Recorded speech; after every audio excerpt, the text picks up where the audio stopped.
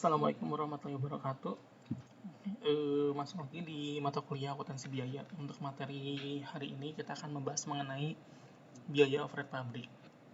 Nah, untuk penjelasan mengenai biaya overhead pabrik itu terbagi menjadi dua sesi, untuk sesi sekarang dan sesi minggu depan. Untuk minggu depan kita akan lebih membahas mengenai departementalisasi biaya overhead pabriknya.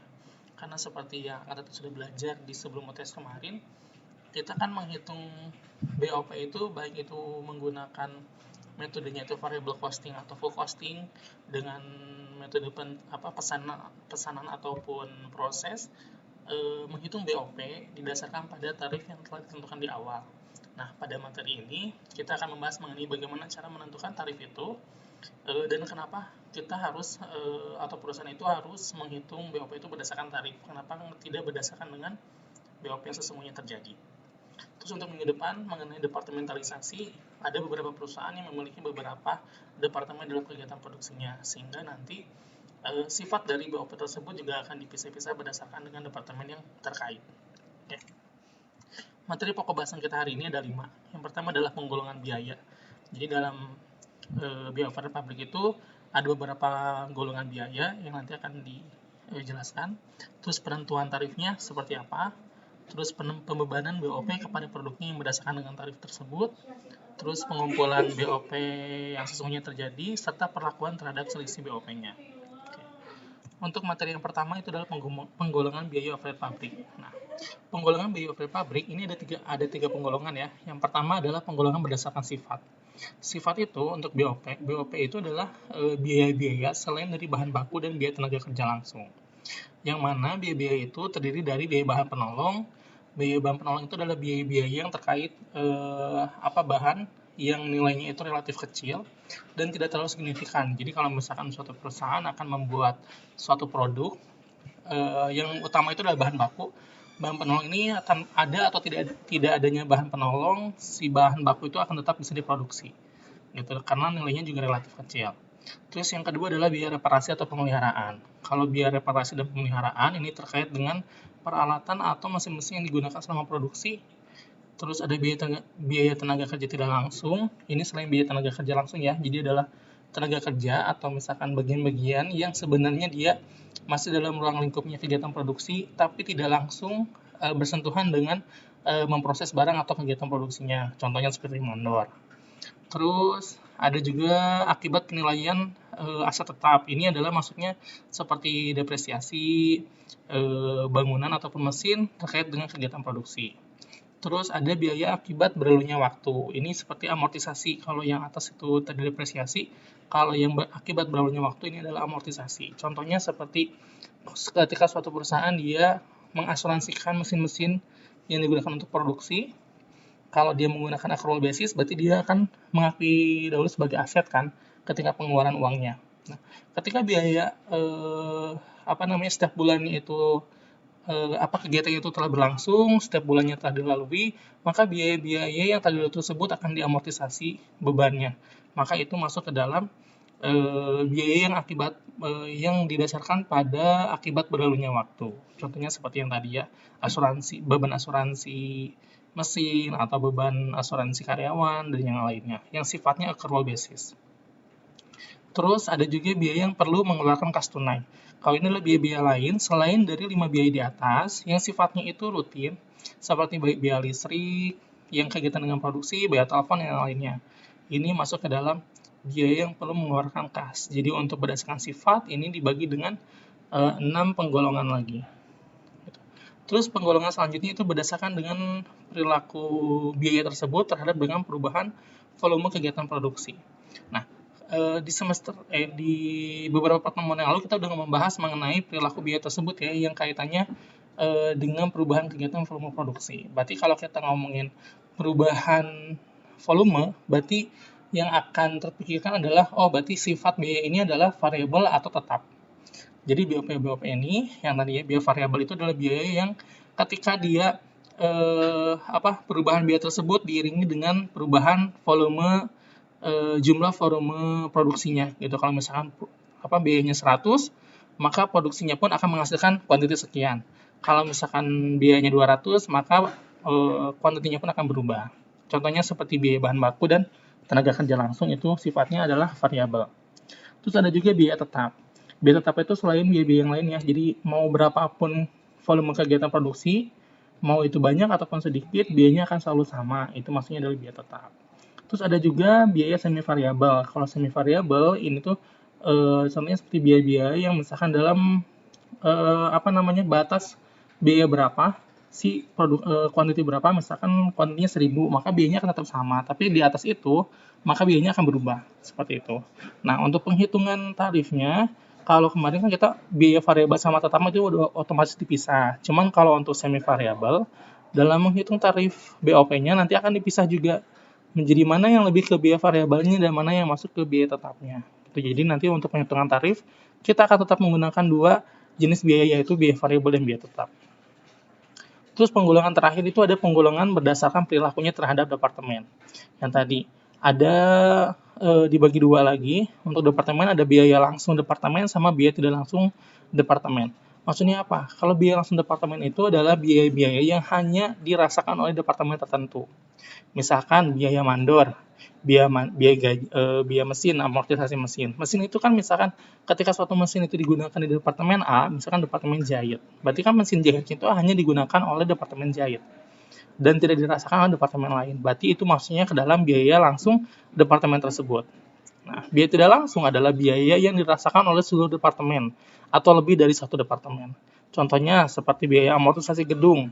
Kalau misalkan dua departemen dalam gedung yang sama, berarti biaya amortisasi tersebut masuk ke dalam biaya tidak langsung departemen. Kecuali bila gedung itu hanya digunakan oleh satu departemen, maka biaya amortisasinya masuk ke dalam biaya langsung departemen. Itu adalah mengenai penggolongan biaya overhead pabrik. Nah, sekarang kita akan masuk ke dalam penentuan tarif biaya overhead pabrik. Sebelum kita menghitung, kita harus tahu dulu nih dasarnya apa sih untuk menghitung tarif BOP. Terus alasannya kenapa BOP itu harus dihitung berdasarkan tarif yang telah ditentukan di muka.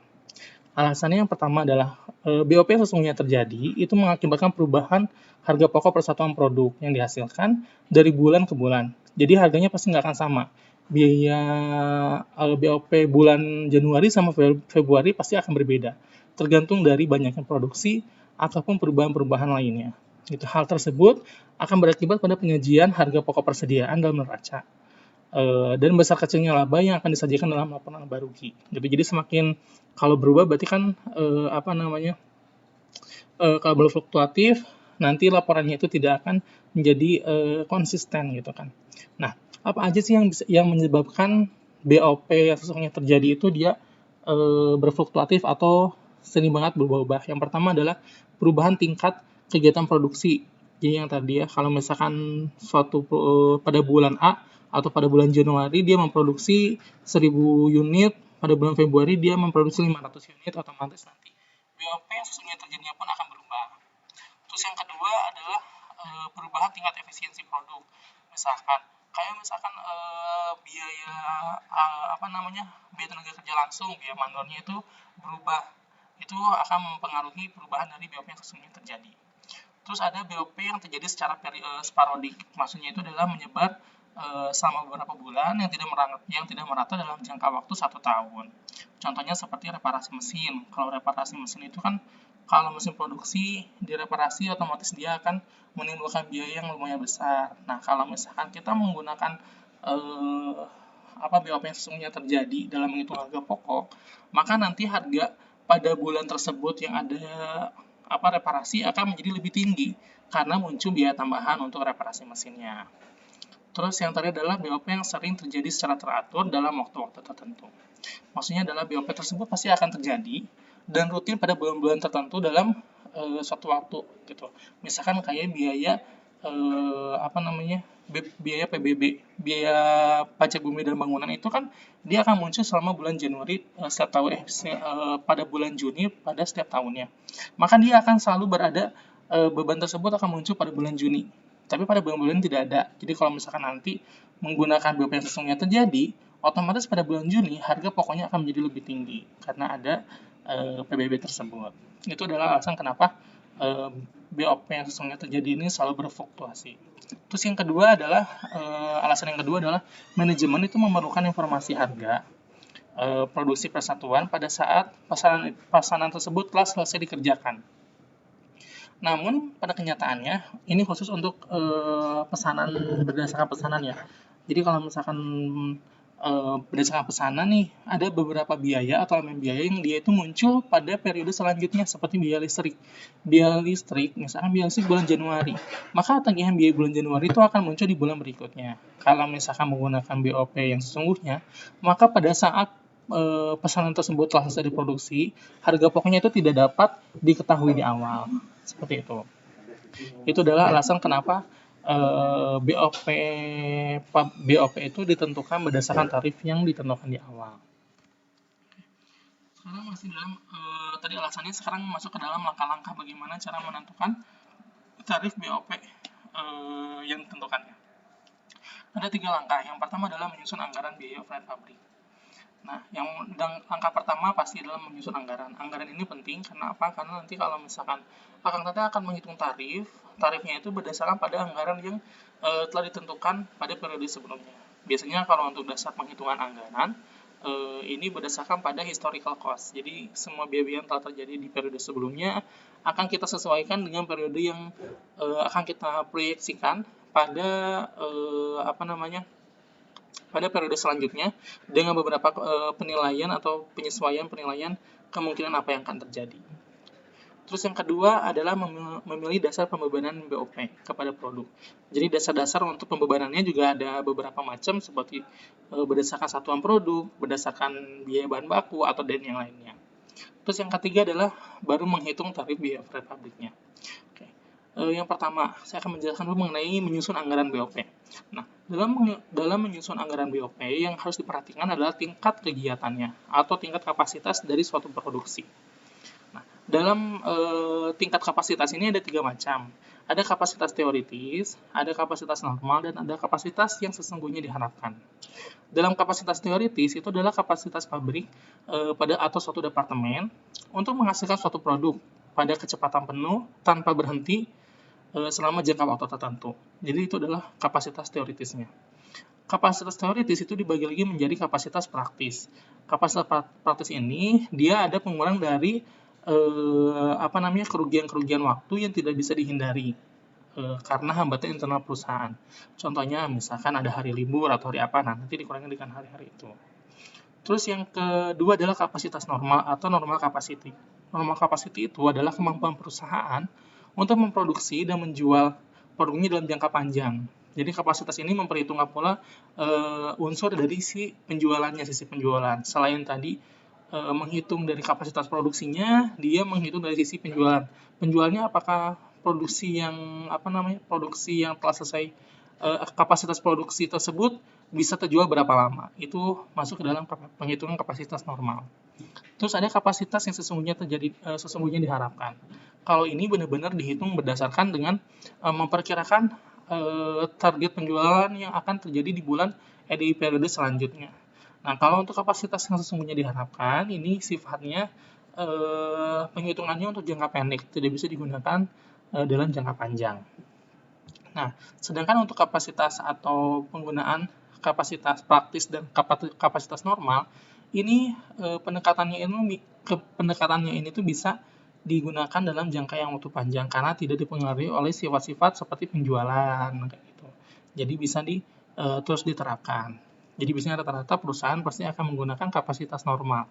Karena kapasitas normal ini adalah kapasitas yang dari sisi waktu dia dari sisi waktu dia masih jangkanya panjang, dan yang kedua juga dia mempengaruhi atau misalnya melibatkan beberapa unsur dari penjualan gitu, walaupun tidak secara detail seperti kapasitas yang sesungguhnya diharapkan tadi. Oke. Itu adalah menyusun anggaran dari biaya overhead pabrik. Yang kedua adalah memilih dasar pembebanannya. Nah, untuk memilih dasar pembebanan, itu juga tadi ya yang pernah saya sebutkan sebelumnya, dasar pembebanan itu ada beberapa macam. Contohnya seperti ada berdasarkan dengan satuan produk, berapa satuan produk yang dihasilkannya. Terus ada biaya bahan baku, berapa biaya bahan baku yang dipakainya, maka itu menjadi dasar dari pembebanan tarifnya. Terus ada juga berdasarkan dengan biaya tenaga kerja langsungnya, ada biaya berdasarkan dengan jamnya, dan ada juga dengan jam mesinnya. Nah, Untuk yang pertama adalah satuan produk. Untuk penghitungan berdasarkan dengan satuan produk, sebentar ya.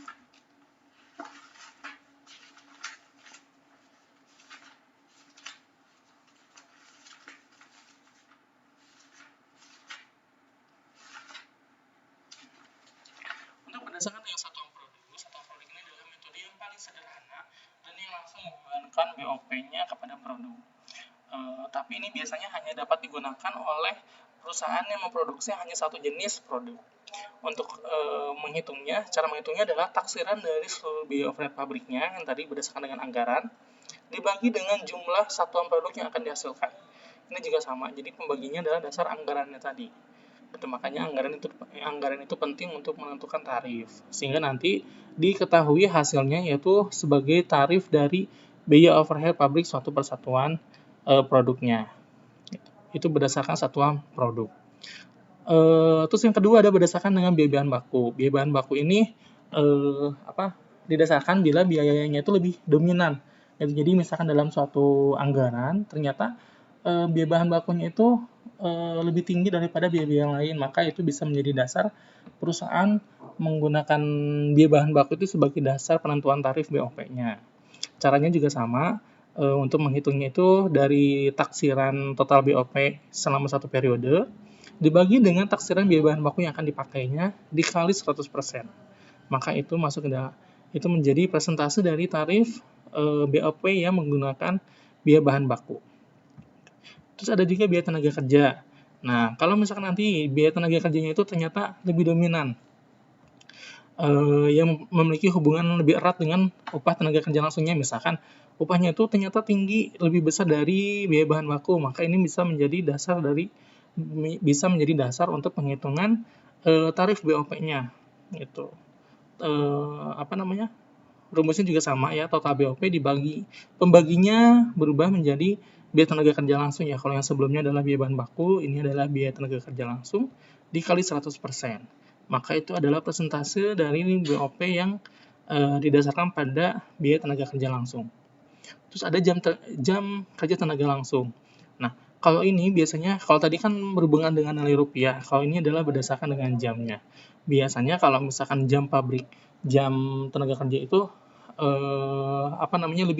ternyata tarifnya itu sangat tinggi atau misalkan sangat rendah, nanti berpengaruh terhadap penentuan realisasinya biasanya lebih mendekati yang mana. Kalau misalkan dia lebih mendekati karena tarifnya itu tadi ada lebih tinggi sama lebih rendah atau tidak sama, maka bisa menggunakan dengan jam kerja tenaga langsungnya. Ininya juga sama berdasarkan dengan tarif, tapi pembaginya adalah jam tenaga kerja langsung. Maka itu adalah tarif BOP yang didasarkan pada jam tenaga kerja langsung. Terus ada jam mesin. Nah, kalau jam mesin ini adalah jam mesin untuk memproduksi ya. Yang tadi dianggarkan ketika suatu tahun periode dia akan memproduksi berapa banyak dan menghabiskan berapa banyak waktu atau jam mesinnya itu dia habis berapa lama. Nah, itu menjadi dasar untuk perusahaan menentukan tarif BOP-nya. Ini adalah cara-cara untuk memilih dasar pembebanan biaya overhead pabrik. Jadi nanti tinggal disesuaikan pada sifat dari jenis perusahaannya. Nah, yang ketiga adalah menghitung tarif BOP-nya. Setelah tadi kita udah menghitung dasar anggarannya, terus nanti udah tahu nih dasar pembebanannya apa, baru kita menghitung. Menghitungnya untuk tarif BOP adalah rumusnya itu BOP yang dianggarkannya berapa dibagi dengan taksiran dasar pembebanannya. Yang tadi ya, mau taksiran itu berdasarkan dengan satuan produk, atau biaya bahan baku yang dipakai, atau yang lainnya. Itu adalah tarif BOP pabriknya. Nah, untuk full costing, perbedaannya ini kan kita ada dua nih, ada full costing sama variable costing. Untuk full costing berarti untuk menghitung BOP-nya itu termasuk pada BOP tetapnya. Jadi nanti anggaran-anggaran yang dipakai, nanti kan penyusunan anggaran itu akan dipisah sedetail mungkin, mana BOP yang masuk yang sifatnya tetap dan mana BOP yang sifat biayanya itu variabel.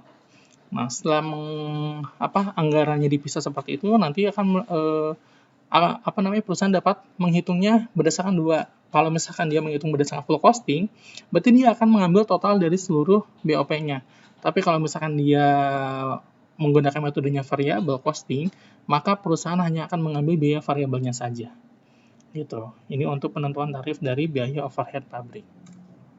Nah, Untuk pembebanan dari BOP yang didasarkan pada tarif.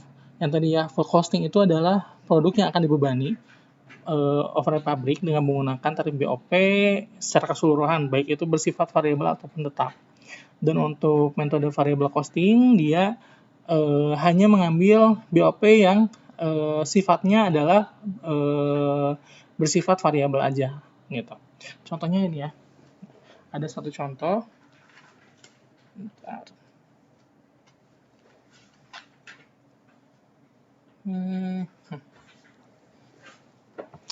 Nah, nih, ada contoh. Contohnya seperti misalkan ada PT Oliana Sari, ini ada anggarannya, ini adalah anggaran untuk tahun sekian dengan atas dasar kapasitasnya itu kapasitas normal dengan menggunakan dasar pembebanannya adalah jam mesin, yaitu 80.000 jam mesin.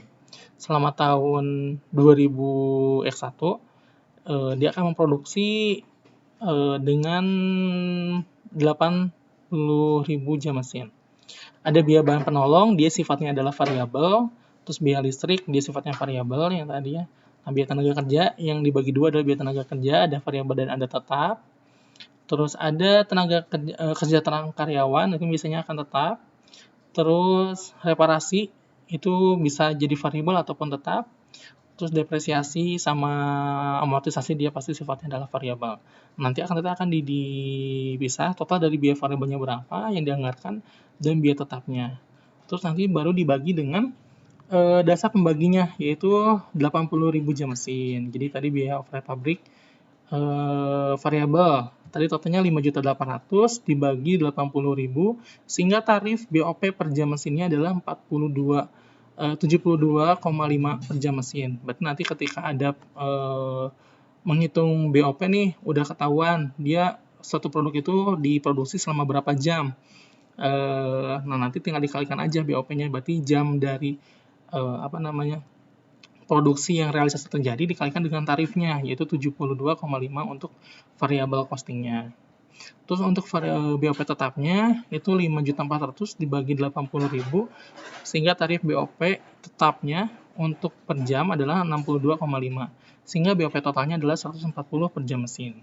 Nah, yang tadi kalau misalnya untuk menghitung variable costing, berarti dia akan menggunakan tarif yang 72,5 per jam, tapi kalau untuk dia menggunakan metodenya full costing, dia akan menghitung berdasarkan dengan tarif BOP totalnya, yaitu 140 jam per mesin. Nah, ini contohnya ya. Contoh kalau untuk full costing nih, perhitungan harga pokok produksi termasuk biaya overhead pabrik tetapnya. Contohnya tarif BOP yang tadi ditentukan total ya, berarti variabel dan tetap itu adalah 140 per jam mesin. Pesanan selama tahun 2001 menghabiskan 75.000 jam mesin. Untuk pembebanannya, berarti kita harus hitung dulu berapa BOP yang akan dibebankan kepada produknya. Yaitu tarifnya 140 karena dia full costing. 140 rupiah dikali dengan berapa banyak jam mesin yang terjadi, yaitu 75.000. Sehingga total biaya overhead pabrik yang dibebankan pada produk adalah 10.500.000. Maka jurnal yang terbentuk adalah barang dalam proses untuk BOP biaya overhead pabrik pada BOP yang dibebankan sebesar 10.500.000. Kita bandingkan dengan yang menggunakan metode variable costing. Yang tadi kalau variable costing dia hanya mengambil biaya-biaya yang sifatnya adalah variabel aja atau berpengaruh terhadap volume kegiatan produksi. Berarti tarif dari BOP variabelnya adalah 72,5 per jam mesin. Pesanannya sama, jam pesanannya itu sama 75.000. Berarti kita hitung 72,5 dikalikan 75.000 sehingga total BOP yang dibebankan kepada produk adalah 5.437.500. Untuk jurnal yang terbentuk itu juga sama ya, barang dalam proses untuk BOP sebesar 5.400.000 pada BOP variabel yang dibebankan sebesar 5.400.000. Ini adalah perbedaan dari full costing dan variable costing. Nah, selanjutnya adalah pengumpulan biaya overhead pabrik sesungguhnya. Kalau tadi kita udah menghitung BOP yang kita anggarkan di awal, bagaimana? Sekarang kita baru menghitung pengumpulan dari BOP yang sesungguhnya terjadi. Untuk mengumpulkan BOP yang sesungguhnya terjadi, ini menggunakan kartu biaya ya. Kalau untuk kalau dia menggunakan metode produksinya itu berdasarkan dengan pesanan, berarti berdasarkan pada kartu biaya gitu. Nah, BOP yang sesungguhnya terjadi dikumpulkan dan dibandingkan dengan BOP yang dibebankan produk atas tarif. Selisih yang terjadi antara BOP sesungguhnya dengan BOP yang dibebankan merupakan BOP yang lebih atau kurang dibebankan. Jadi bisa untung atau rugi. Contohnya kita masih pakai yang tadi ya, PT Olinasari, tapi ini adalah BOP yang sesungguhnya terjadi. Kalau tadi kan anggaran dengan 80.000 jam. Kalau sekarang adalah yang sesungguhnya terjadi dalam 75.000 jam mesin. Total biayanya adalah 10.700.000. Berarti ada kelebihan, ada kurang pembebanan untuk anggarannya sebesar 200.000. Oke.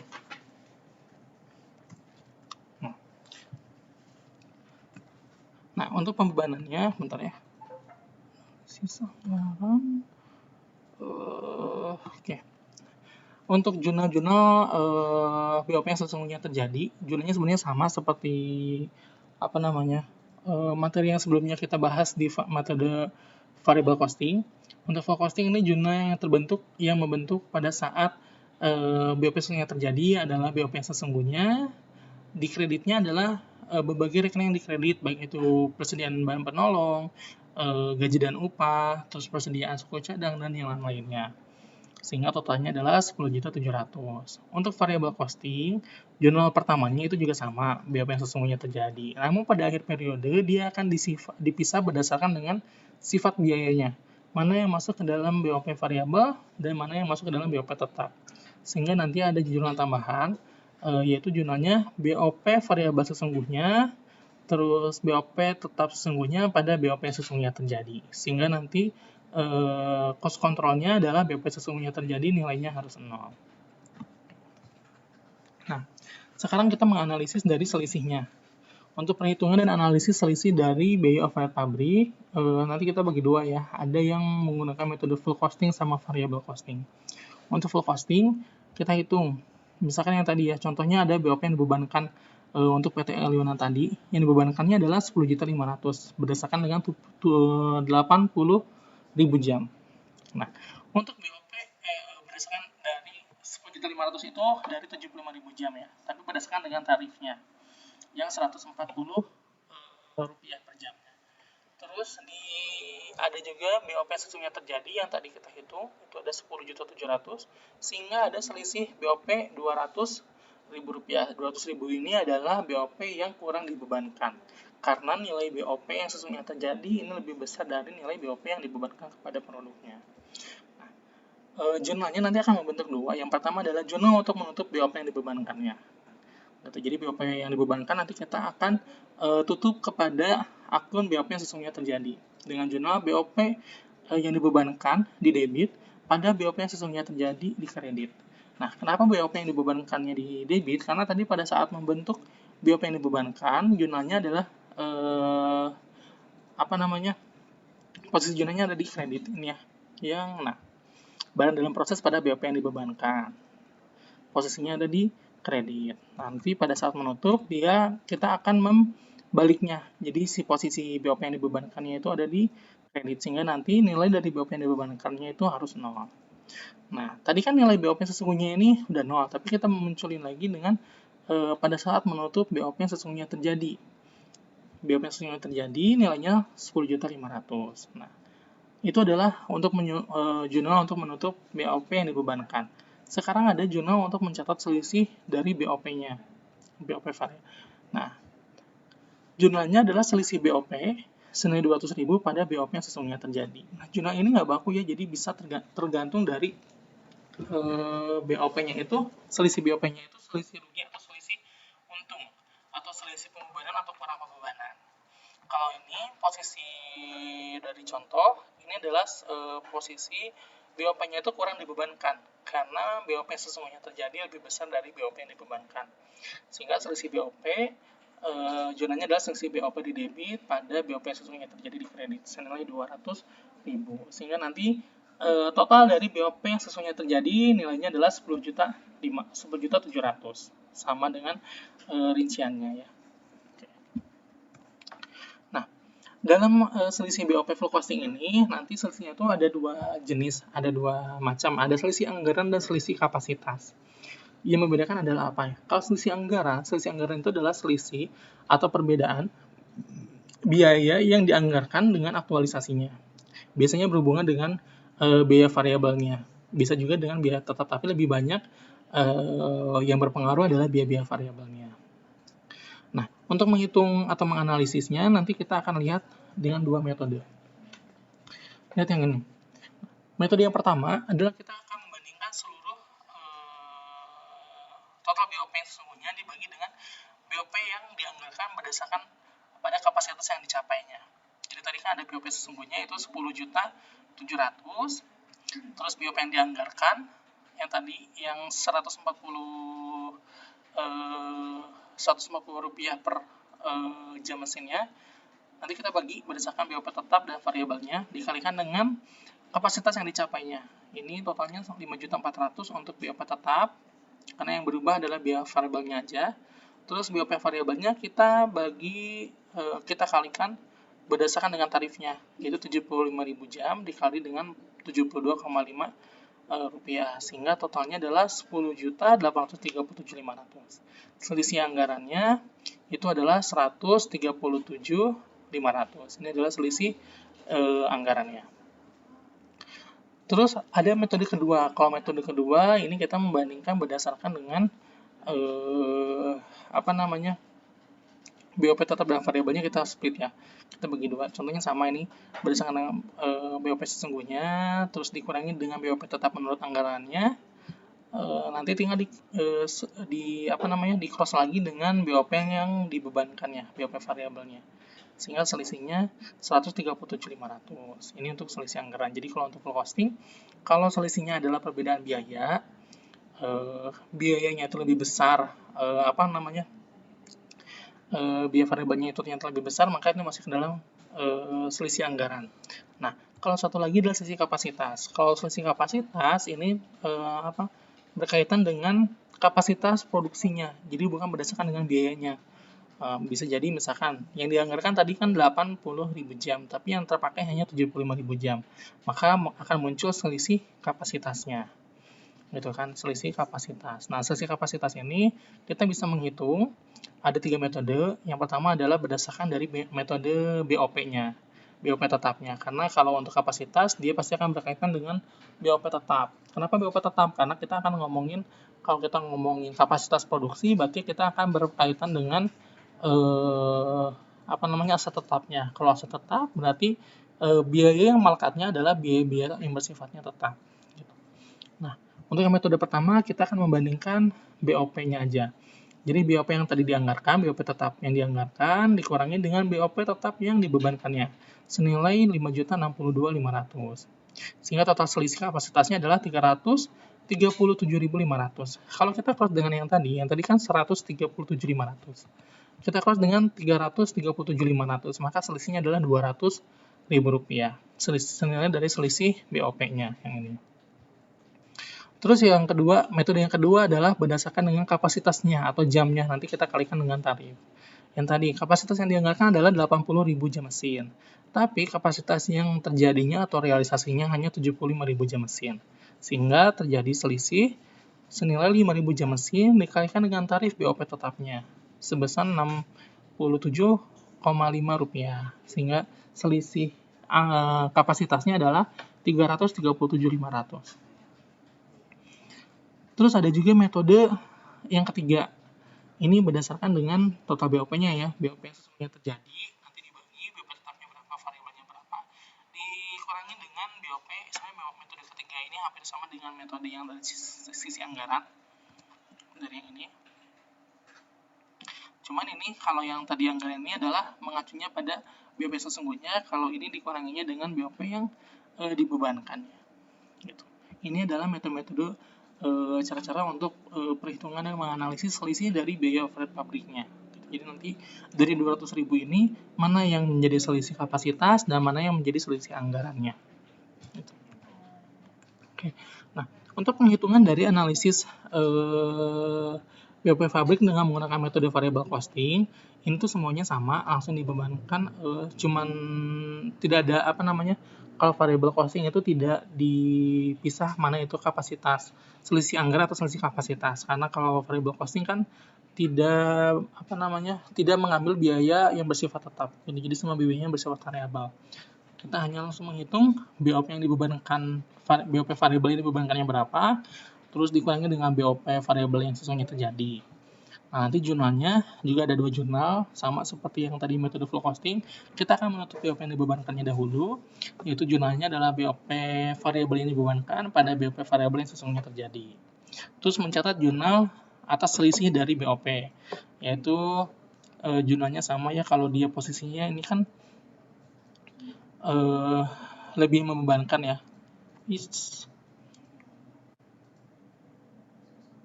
Ini kelebihan membebankan. Nah, bentar. Ini kayaknya bukunya salah deh.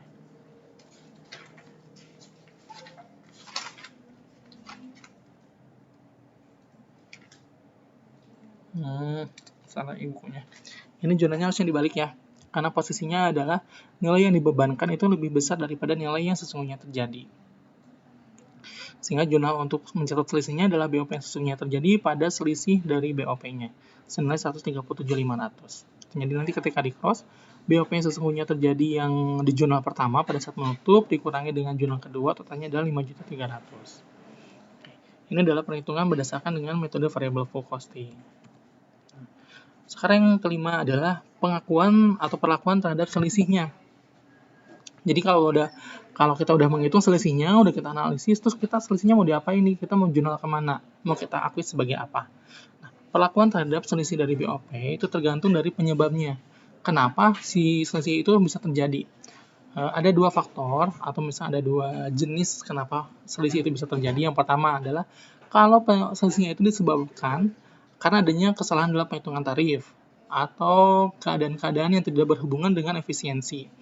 Misalkan penghitungannya bukan karena pemborosan atau apa, maka kesalahan selisih tersebut akan dibebankan kepada rekening-rekening persediaan, baik itu persediaan barang dalam proses, persediaan barang jadi, dan harga pokok penjualannya.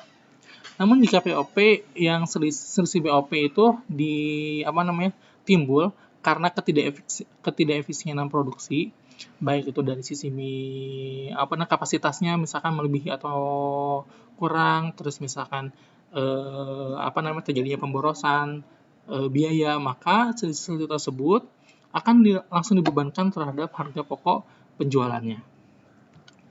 Nah, ini contohnya ya. Untuk metode pertama ini adalah metode yang berdasarkan dengan misalkan ada terjadinya selisihnya itu berdasarkan salah penghitungan tarif atau keadaan yang tidak berhubungan dengan pemborosan biaya ya.